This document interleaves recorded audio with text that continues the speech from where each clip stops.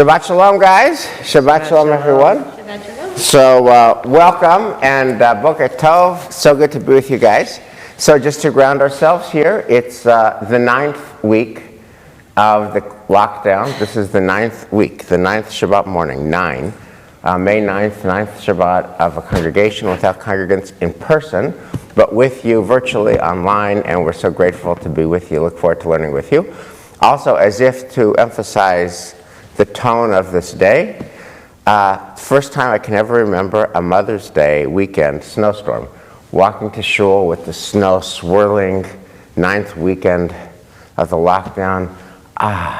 So because we cannot go anywhere. There you go. So what we're going to do is, I think, hopefully a very evocative and provocative thought experiment to get into another place and another time, which will raise issues for today. So let's thank God first for the gift of learning Torah together on page 63. Baruch atah Adonai Eloheinu melech haolam asher kiddushanu b'mitzvotav v'tzivanu la'asok b'divrei Torah. V'ha'arev na Adonai Eloheinu et divrei Toratcha b'finu u'b'fi amcha beit Yisrael. Nihya anachnu v'tzatza'enu v'tzatza'ei amcha beit Yisrael. Kulanu yodei shemecha v'lamdei Toratecha lishma. Baruch atah Adonai hamelamed Torah la'amo Yisrael. Baruch atah Adonai Eloheinu melech haolam asher bachar banu mikol ha'amim v'natan lanu et Torato v'Adonai notenu Torah. Okay, so Elias and Michelle, Dan and Eliza, all of you watching at home, I want to do a thought experiment. We are going to transport ourselves from a snowy May Mother's Day weekend in pandemic lockdown New England, and instead, we are in sunny Jerusalem about 2,000 years ago. You're staying, we're going to do a little anachronism, we're staying at the Inbal Hotel in Jerusalem. We're at a conference room in the Inbal, having just a beautiful day in Jerusalem, but we're there for a purpose. We are part of the canonization committee of the Jewish people.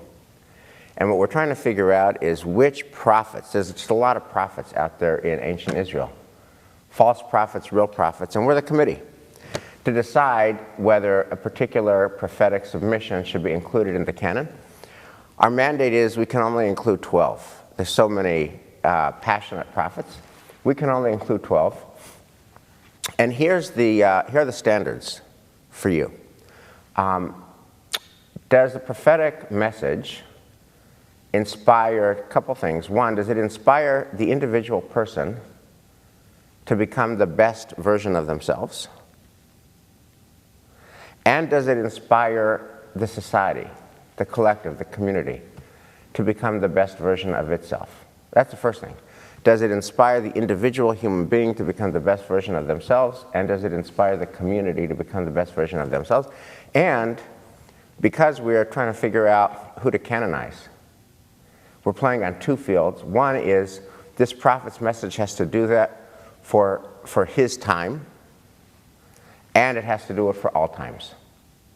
He has to speak to the moment. He has to speak to ancient Israel, and he has to speak to all of Israel. Okay? So it's a big order. Best version of yourself, best version of the community, for now and forever. Okay? Now, there's a young man who comes to see us. He's very different. All the other prophets go on and on and on. I mean, there's 10 chapters, 12 chapters, 15 chapters. Oh my God. Kind of like in this prophet, 21 verses. Love short.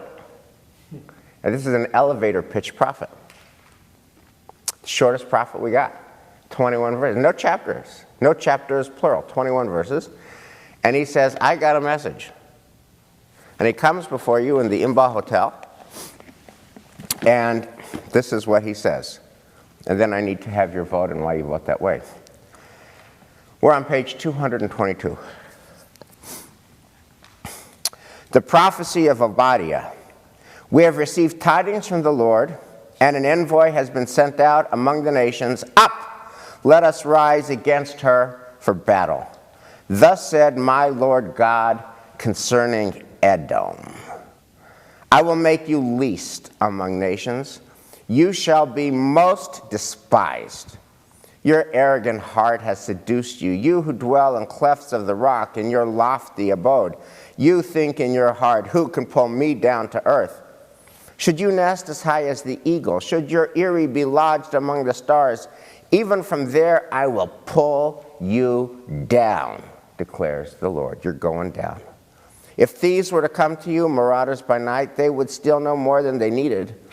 If villagers came to you, they would surely leave some gleanings. How utterly you are destroyed. How thoroughly rifled is Esau. How ransacked his hordes. All your allies turned you back at the frontier. Your own confederates have duped and overcome you. Those who ate your bread have planted snares under you. He is bereft of understanding. In that day, declares the Lord, I will make the wise vanish from Edom, understanding from Esau's mount.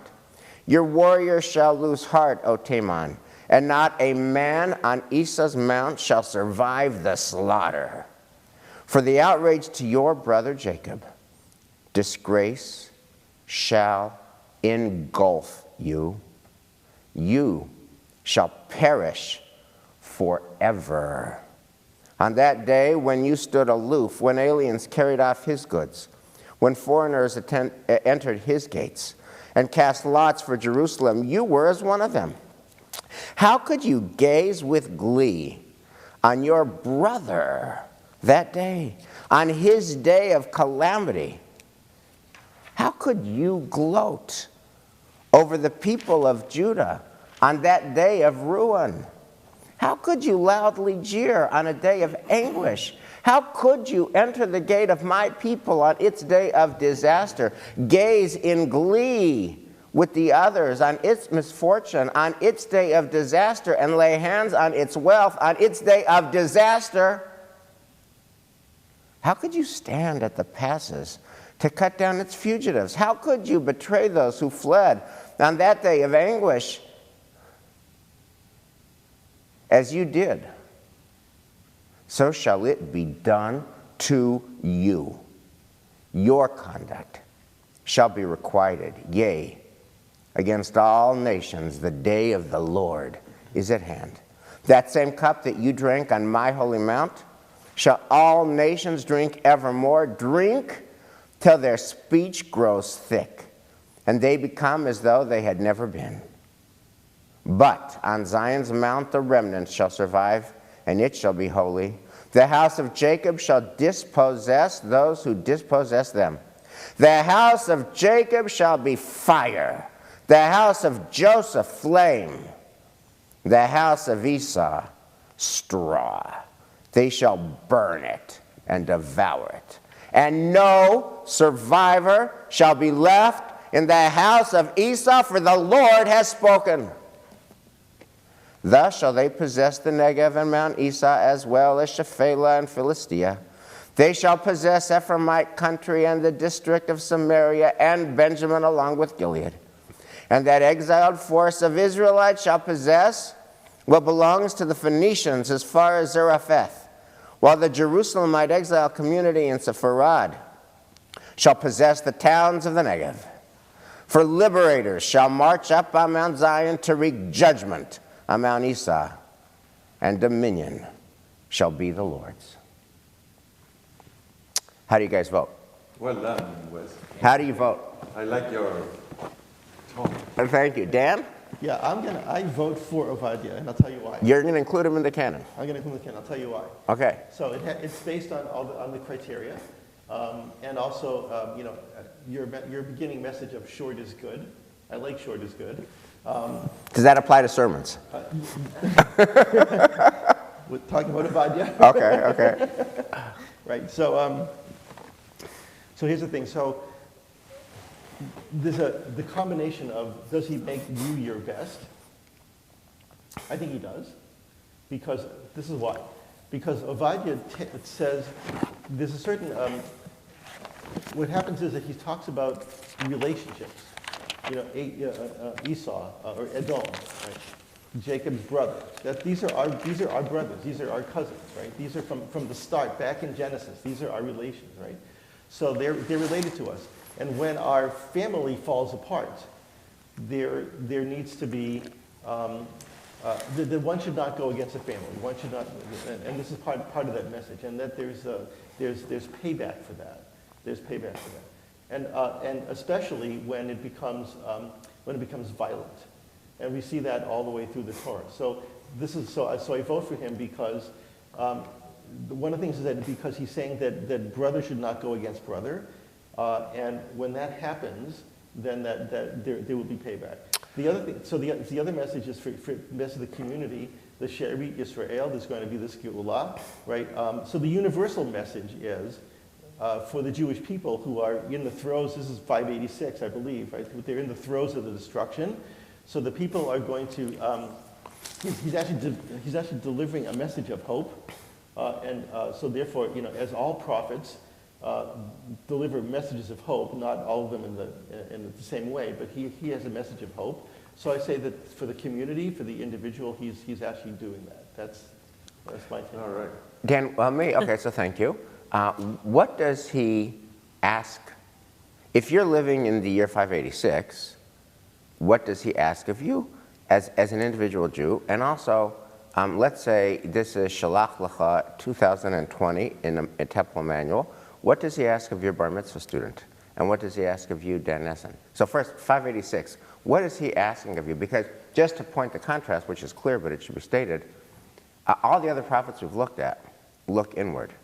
Hosea looks inward, we're faithless. Joel looks inward. Those locusts, it must have been because of something we're doing. How do we change our game? Amos, look inward.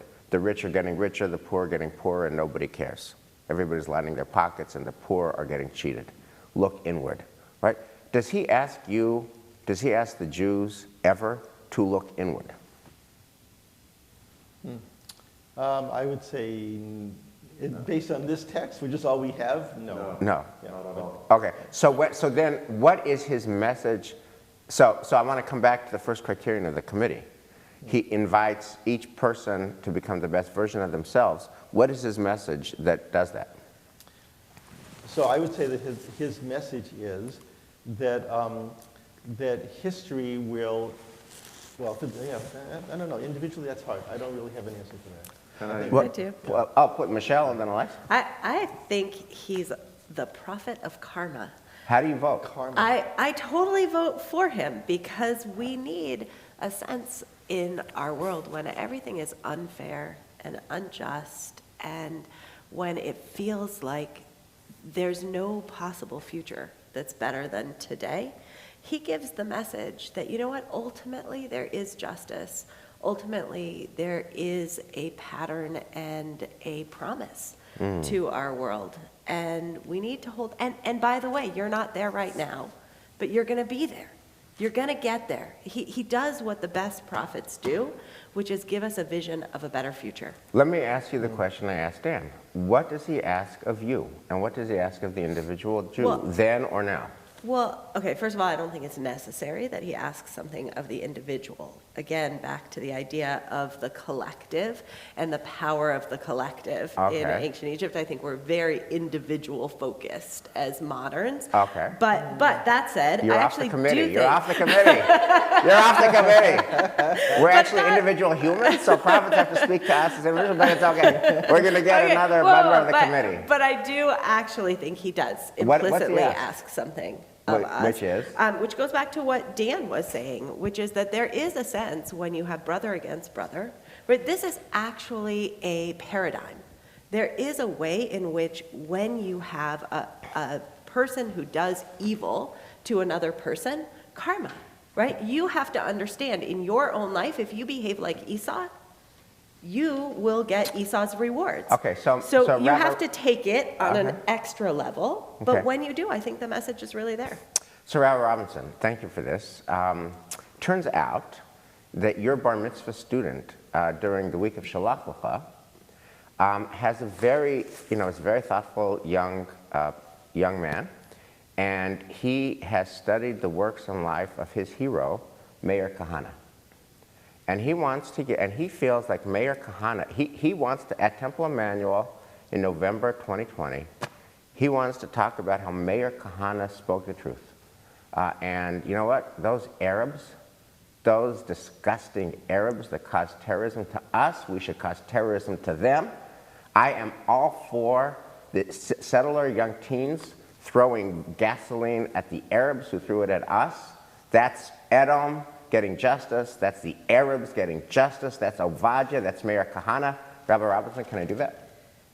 So I'm going to have you look at verse 8, right? In that day declares the Lord, I will make the wise vanish from Edom.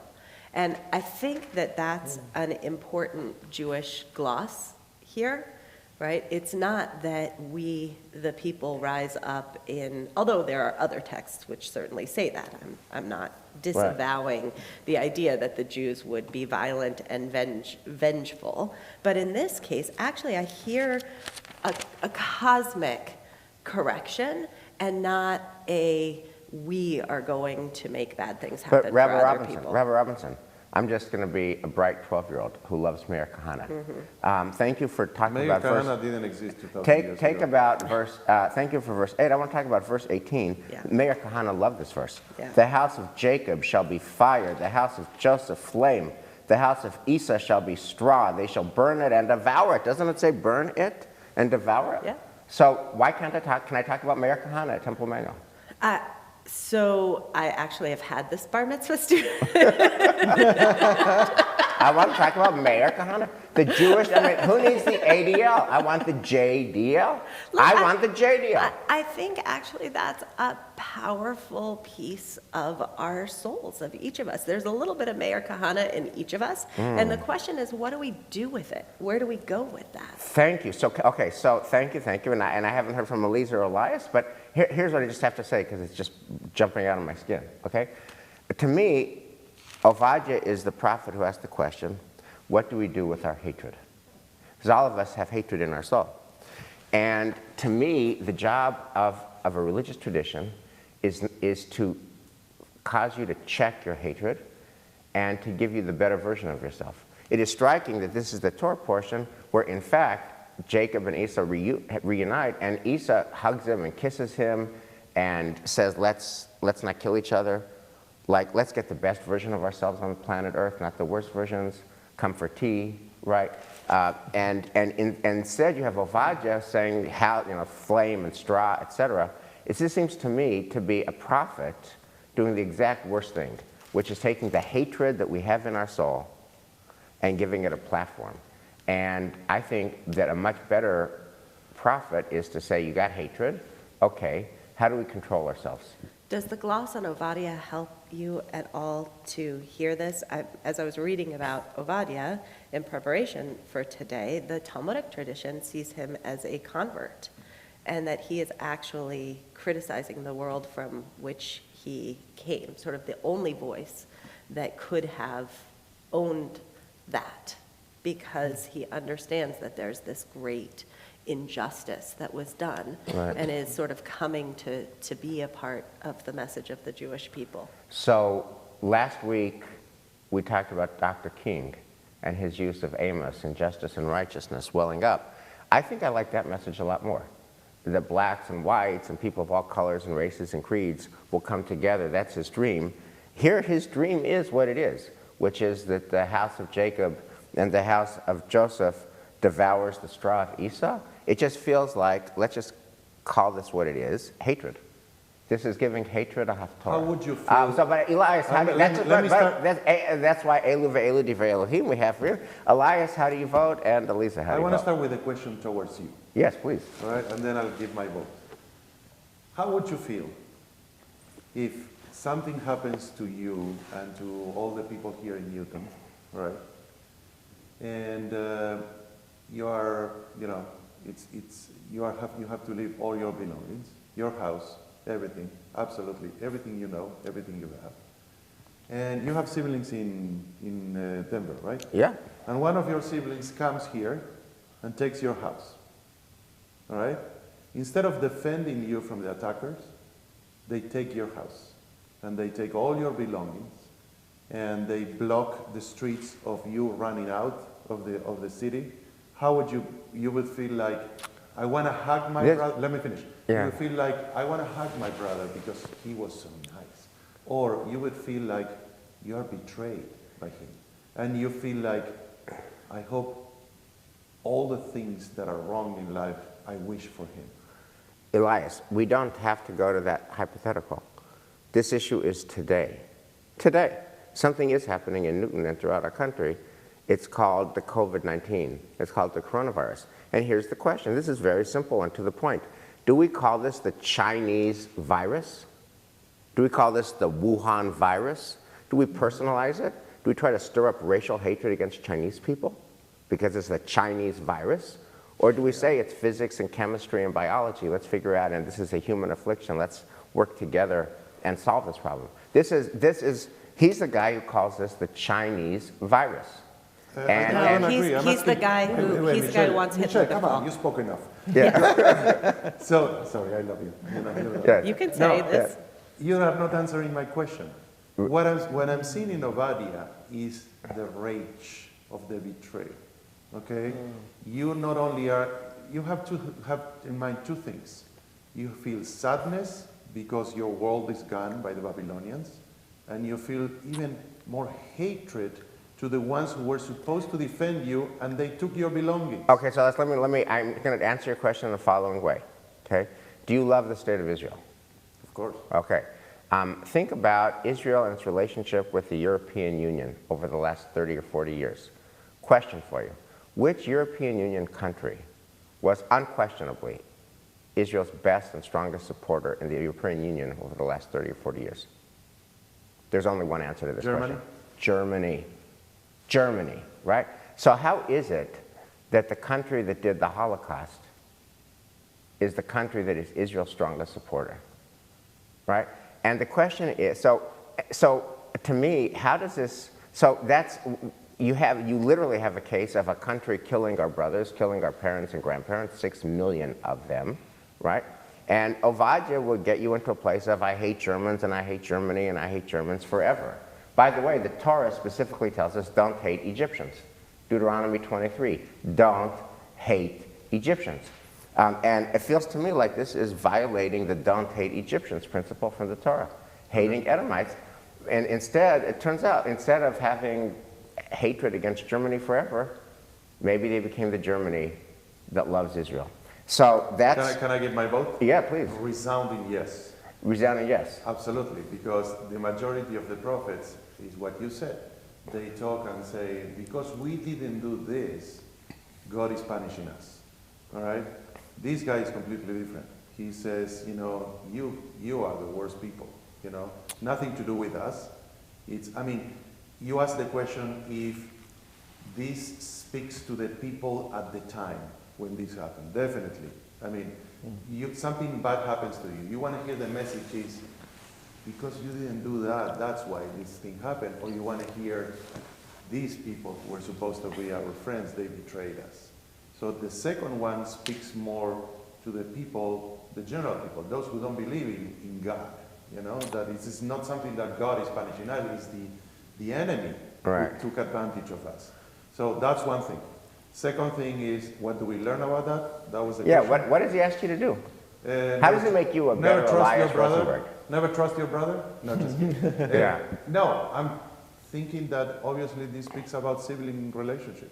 This to me speaks highly about sibling relationship, and that we should nourish and develop and protect our relationship with your siblings. You know? By destroying them, burning them, No, seeing themselves that's as the straw, end. That's and the saying cause us of as not the having fire. a good relationship. One of the things that this is perhaps Right. another discussion, and then Alisa, you can talk, is it doesn't tell us at all why the Edomites did what they did. And also think about the following. I read that at the time that this happened, the Edomites were pretty much nothing. They were south of Beersheba, all right, and they had nothing pretty much going for them.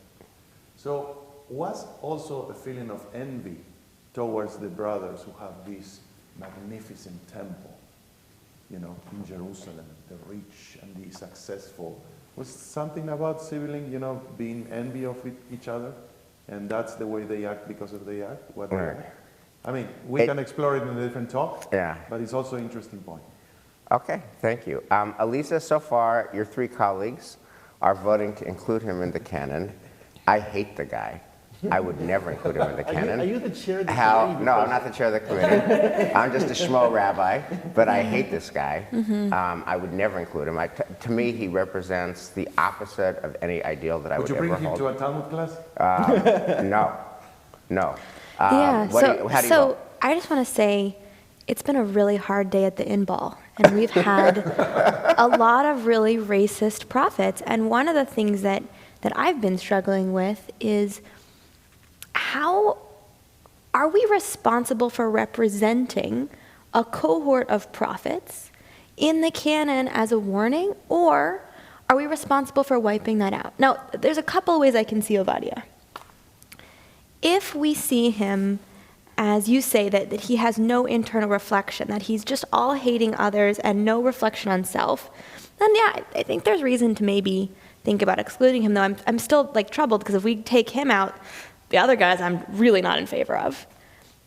On the other hand, if we see him coming from the Talmudic tradition as seeing the world community as one human family, and he is saying that when you are a betrayer, when you are out to get someone, when you behave wrongly, there are consequences, that seems reasonable to me. And I think there's a distinction between acknowledging that our behaviors, that our actions have consequences, and not consequences, as Rabbi Robinson wisely points out, not consequences that we mete out. That's a very important distinction that a lot of people miss out on.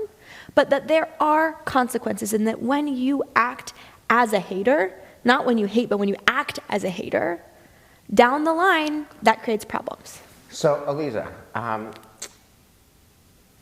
I was thinking you were going to be my only ally on this vote, so I'm frankly disappointed, but what can we do? Let me try to ask you the following question. Yes. Okay? A few weeks ago, a Hasidic community in New York had a big funeral. Yep. And the mayor of New York called out the Jews. And the mainstream Jewish response was they should never have had that funeral. That's a Chilul Hashem that endangers life. But how dare you call out the Jews as if we're monochromatic, as if we're monolithic.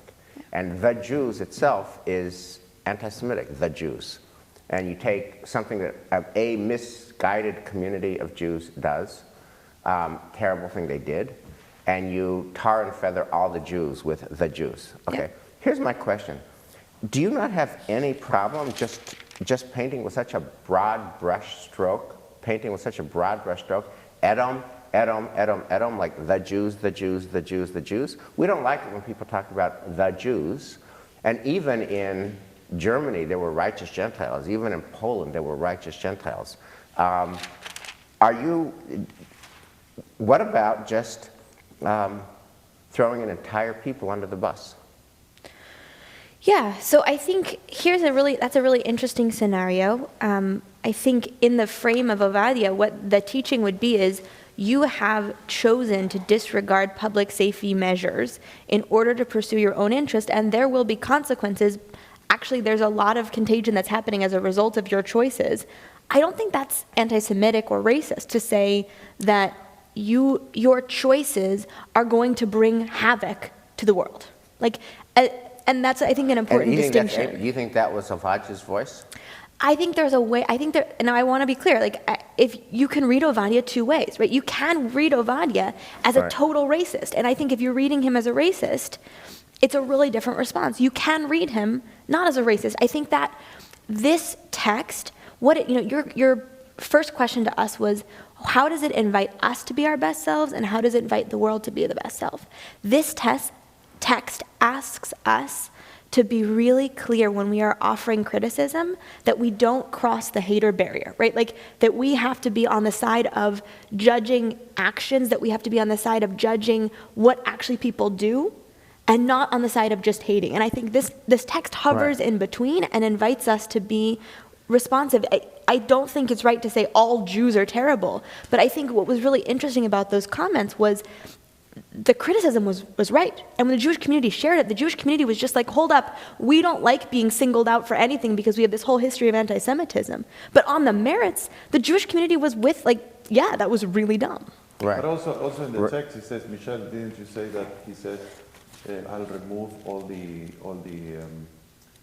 how it's called, the sages of your people? The wise shall vanish. Yeah. Right, so he's not singling them out. Right. And to that, Well, his- comment is very much like Bruria in the Talmud. Right. In the sense of I'm not necessarily praying for the destruction of these people, but from the destruction of the ways in which they're engaged. And to that, I have a question. Well, because I just have Yeah. a question, which is the Yeah. interplay between Edom and Esau Right. here. Because sometimes there is a verse that is directed to Edom, and sometimes throughout much of it, it's directed at Esau. And I think about the Jacob-Israel interplay. Right. And wondering if we have a similar thing going So- on in Obadiah. Yeah, so Edom and Esau are just poetic parallelisms. They're just different poetic ways. But at the end of the Haftorah, the house of Jacob shall be fire, the house of Joseph flame, the house of Esau shall be straw.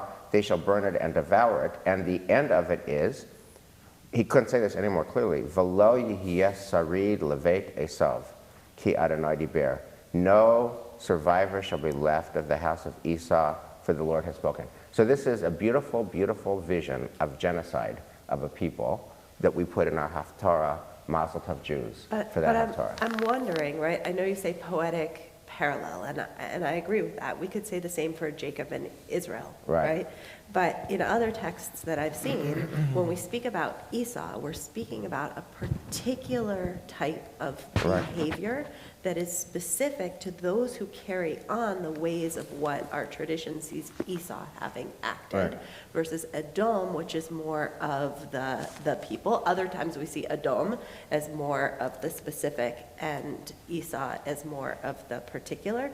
But I wonder if you could imagine a modern gloss on this to look at Esau as those who carry on the ways who will reap that karma. What So I think what I the want to message- just call out. The message is what Alisa said, perhaps. Well, I wanna- You know, those who go for hatred will not succeed. Right. I also have a Except question for about- the Haftarah. The Haftarah itself is filled with hatred. What's interesting to me, and I just want to call this out, Yeah. and you see this 1,000 times a day in every way, is that people have their preconceptions, and when evidence comes at them, they don't let the evidence actually change what they think. They change the evidence to conform with what they think, right? So here you have a prophet of Israel calling for genocide, right? Edom, Esau, Edom, right? And no survivor shall be left in the house of Esau, for the Lord has spoken. And you have Michelle Robinson, the least genocidal person I've ever met, kind of twisting like a pretzel. Is it Esau? Is it Edom? Esau, Edom, Edom. And you see some version of that, a variant of that. People will just read and twist like a pretzel because, as William James has taught us, the heart is the master and the head is the servant. The heart is the master. And that's what's happening here. You guys, the four of you, are twisting and turning because you think this guy should be in the canon, because he is in the canon. We are teaching this to our bar mitzvah kids. And therefore, even though you know that he's calling for genocide, and you know that he's biblical Meir Kahana, he is biblical Meir Kahana, and you know those values are anathema to you, you won't call that out. You're going to twist and turn and Esau and Edom, etc., and you're not going to read the fact that he calls for genocide. That's what I see going on. Dan and then Elisa. Just real quick. So, but Obadiah is actually then, but he's modeling Hashem. He's modeling He's Hashem. modeling Hashem. Timche et zecher Amalek mitachat hashemayim. Well, that's also the most ignoble part of our tradition. I understand that. Wait, but- can I- But it didn't. So Obadiah's message didn't come out of a vacuum. It Right. came out of But- those that attack us Right, for no reason. right. Those that attack for no reason, there will be payback. So Elisa Berger. this reminds me of a famous Israeli poem about the review of the canon and taking out any elements that are in any way distressing. And I want to ask you, Wes, imagine now we're in the year 4020. We're sitting back at the in-ball, It's really beautiful. 4,020. It's really hot. But So they've we're got, done with the pandemic. We're done with the pandemic. We're done with the pandemic. I'm there. 2,000 years from now. And we've assembled a canon review committee, and we've taken this out. We've taken all texts in the Jewish canon out that have any reference to racism. And we're in a world where we're dealing with a lot of racism. But we don't understand. We're looking back in our history, we're looking back at our religious texts, and there's nothing that would indicate that's a possibility, and we're feeling terrible about ourselves, and we have nothing to talk about. We haven't been talking about it. Do you feel like maybe we should have something in our canon that could speak to this moment and help us through it? So I'm totally good with including him in the canon as an example of what not to do. 5-0. Like including him in the canon and saying to the bar mitzvah kid, this is what we should not do. This is racism and hatred.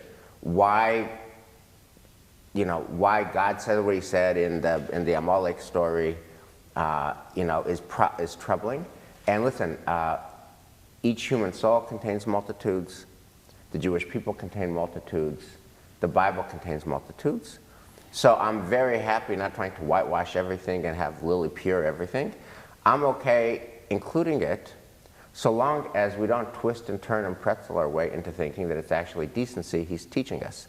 It's hatred that he's role modeling.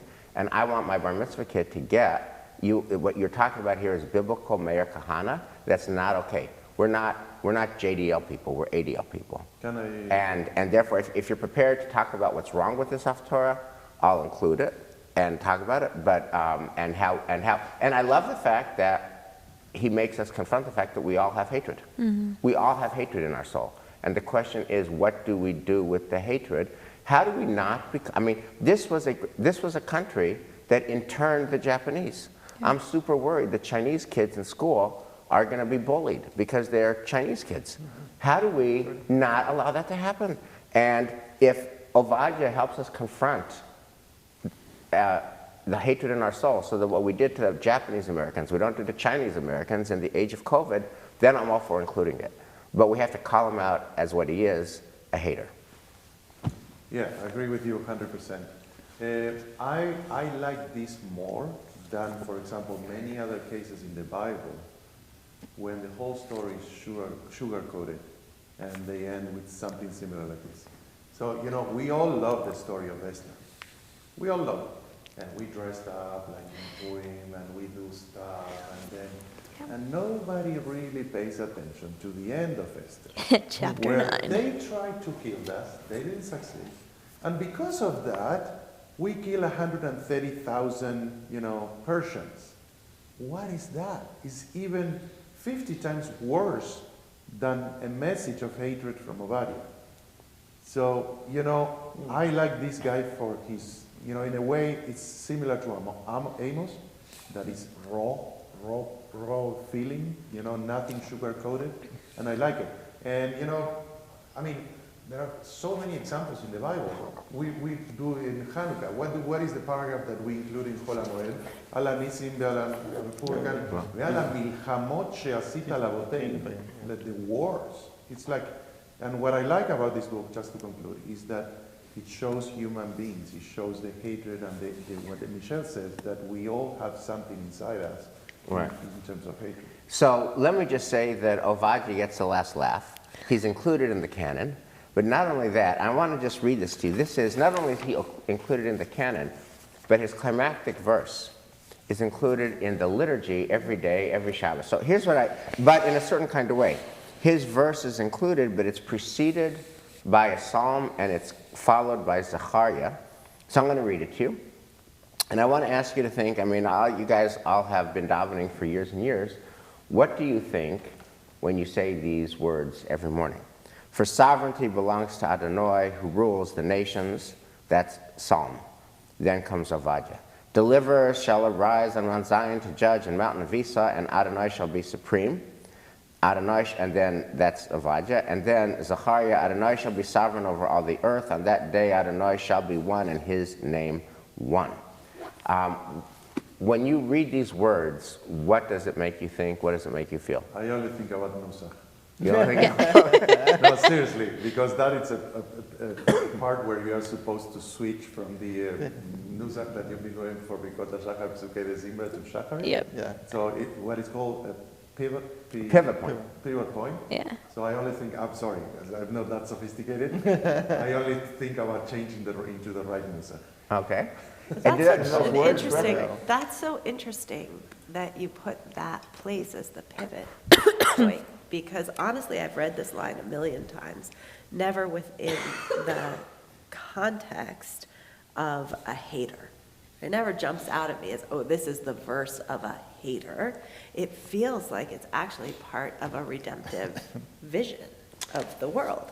So I wonder whether that sort of harmonic transition that happens might be part of moving this into modern relevance. I think, yeah, so that's my coda to this whole class, which is I think this conversation that we've had is refracted in our liturgy. So the rabbis who put the Siddur together take this last verse, which is kind of a triumphalist verse. It follows the genocide of Esau. No survivor shall be left. It's also, if you read it, it's a very, greater Israel kind of vision. We have all of the vision, all the land of Israel belongs to the people of Israel. All the bad Goyim are dead. Edom is dead. It's all just a very right-wing, political, nationalistic, land-driven, greater Israel vision. That's how it ends. And it ends with this verse, for liberators shall march up Mount Zion to wreak judgment on Mount Esau. Dominion shall be the Lord's. Okay? Mm-hmm. And the rabbis take that and they put it into a little verse sandwich where it's about sovereignty belongs to God, and on that day Adonai shall be one and his name one. So they take kind of this militaristic ending and try to create a universalistic vision where all people are serving God who created us all. So I think this verse itself pivots from a vision of hatred to a vision of universality. And I think that's what the rabbis do with the ambivalence of this ambivalent prophet. Could you just conclude, Elias, Can we do like a nice song of hope, like Olam Chesed Ivaneh? No, I don't like sugarcoating. I don't like sugarcoating. He wants nusach. Can you just role model that Sharmosh. nusach? How do you daven out Let's do Sharmosh. page 28? It's right behind you. If you could just... Or your book is over there, though. Yeah, it's on page 28. These are the words that you chant when you lead Shachrit. You chant Ovadia in the context of that. So I also just want to add, it's really interesting. You change at this point. I wait until Yishtabach to change. Right. Because to me, this is cohesive with the Song of the Sea. Like the Song of the Sea has the same message, and it feels like one continuous part for me. And then I switch at Yishtabach, which is a totally different mode. That feels like ultimate praise, redemption, love, hope, joy, all the beautiful things.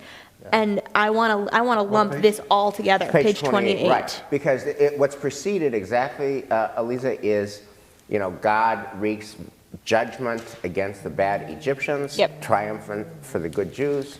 Yeah. God wreaks judgment against bad Edomites, triumph for the holy Jews. So it's very much... I actually changed it the same place. Right. That the implication is then for us, as has been done in history. So just to explain what Alisa says for everybody. So nusach is a combination of motifs and modes, and it could be associated at times with types of scales. So for example, if we are on a weekday type of service, what we do is we go from a minor key to what is called the Jewish Frager scale, or Babaraba. And what Alisa is saying is that she goes all the way with the minor key and then she changes to the Fragish.